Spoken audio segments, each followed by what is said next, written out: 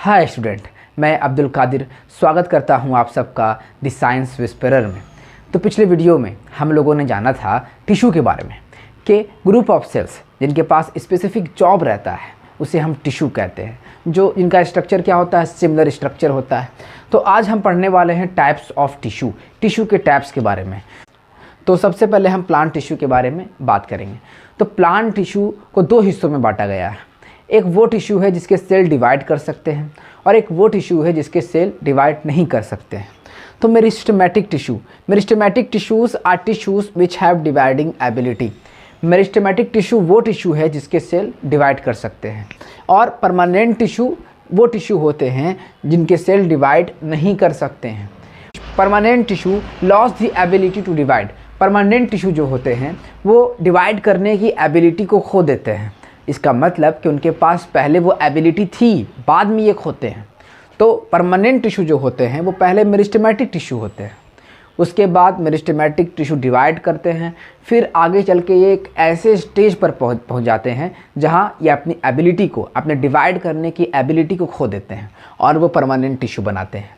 Meristematic tissue की बात करें तो मेरिस्टेमेटिक टिश्यू का तीन टाइप्स है, एपिकल मेरिस्टेम, लैटरल मेरिस्टेम और इंटरकैलरी मेरिस्टेम।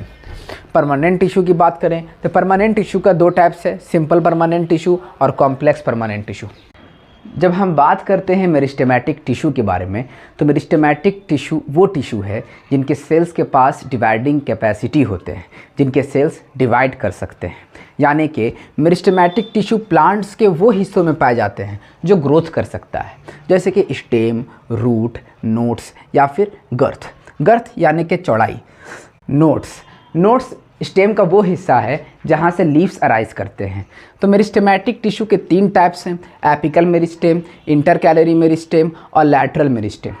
एपिकल मेरिस्टेम जो स्टेम और रूट के लेंथ को बढ़ाता है, जो प्रेजेंट कहाँ रहता है, which are present at the growing tips of stem and roots.